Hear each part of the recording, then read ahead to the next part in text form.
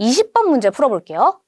밑줄친 합당이 있었던 정보 시기의 사실로 옳은 것은 이라고 나와 있는데 마지막 문제가 오답률 1위의 문제였어요. 아마 여러분들 이걸 딱 보면서 남북통일 문제겠지 하면서 보다가 매우 당황한 친구들이 있었을 겁니다. 아마 어떤 친구들의 경우는 저 이거 처음 보는데요? 무슨 사건이 이거 교과서에 나와요? 이렇게 물어보는 친구들이 있었을 겁니다. 그런데 여러분, 우리가 고1 때 배웠던 한국사를 기반으로 생각을 해보면 다 나왔던 내용이긴 합니다. 다만 아마 생소해가지고 여러분들이 많이 어려워했을 겁니다. 자, 그러면 읽어보도록 할게요. 시사 만화로 보는 한국 현대사에 이 만화는 땡땡일보에 게재된 것으로 폭설이 내려 민정당, 통일민주당, 통민당, 신민주공화당 당사가 눈으로 덮인 뒤 날이 풀리자 당 간판이 하나로 합쳐진 모습을 묘사하고 있대요. 즉, 이 세 당이 통합됐다라는 거죠. 내용을 더 읽어보니까 제13대 국회의원 선거로 여소야대 국회가 만들어지자 여당의 주도로 3당 합당이 이루어져 그 결과 거대 여당인 민주자유당, 이른바 민자당이 창당되었다라고 나와 있어요. 자, 여소야대라는 것은 여당이 작고 야당이 크다라고 하면서 보통 일반적인 그동안 우리 한국 사회에서는 쉽게 볼 수 없는 형태의 국회가 이때 탄생하게 되는 바람에 결국에는 당시 세 당이 합당해서 엄청나게 거대한 여당이 탄생했다라고 우리가 교과서에서 한번 본 적이 있습니다. 그러면 여러분, 이 3당 합당이 이루어진 정부가 무엇인지를 맞춰봐야 되는데 이것을 이해를 하려면 그 다음에 등장한 대통령이 누구인지만 기억하면 돼요. 3당 합당을 하고 나서 여당에서 탄생했던 대통령이 김영삼 대통령입니다. 그럼 그 전에 누가 있었습니까? 노태우 대통령이 있었죠. 이 3당 합당은 노태우 정부 시기 때 일어났던 일이었어요.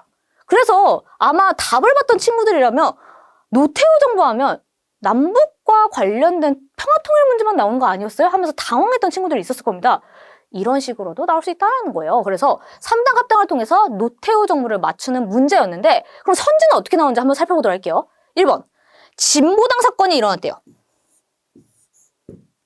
자, 진보당 사건은 어느 정부 시기 때 일어났냐면 바로 이승만 정부 시기 때 일어났던 사건이었습니다. 그러면 노태우 정부와는 관련이 없겠죠. 1번 지워주시면 되고요.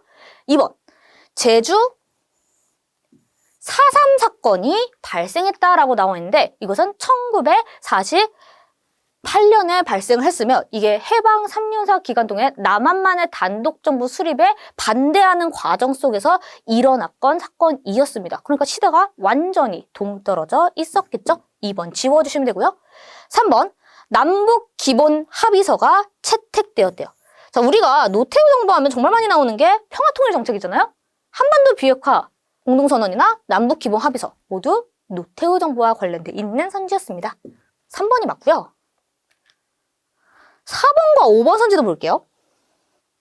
4번을 보니 7.4 남북 공동성명이 발표됐대요. 자, 당시 어느 정부에서 박정희 정부에서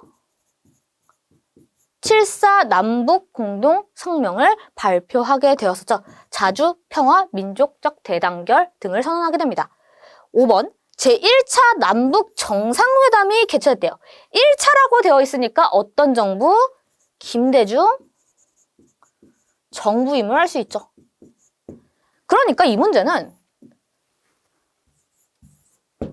남북 평화통일 문제를 내고 싶었는데 선지는 남북 평화통일과 관련된 선지는 맞았어요. 다만 내용, 힌트가 그 당시 정부의 정책과 관련된 내용으로 나왔기 때문에 이러한 문제는 나온 자료가 어려웠던 문제고 상대적으로 선지는 좀 쉽게 나왔다라고 보시면 되는데 아마 여러분들은 난 평화통일도 지금 정리가 제대로 안 됐는데 자료까지 어렵다네. 너무 어렵다 라고 하면서 다른 선지를 골랐을 가능성이 매우 큽니다. 그래서 20번 같은 경우는 유독 어렵게 나왔다라고 생각을 해주시면 되고 특히 현대사가 약한 친구들한테는 더더욱 어렵게 느껴졌을 문제이기 때문에 여러분들 현대사를 반드시 복습을 해봐야겠죠?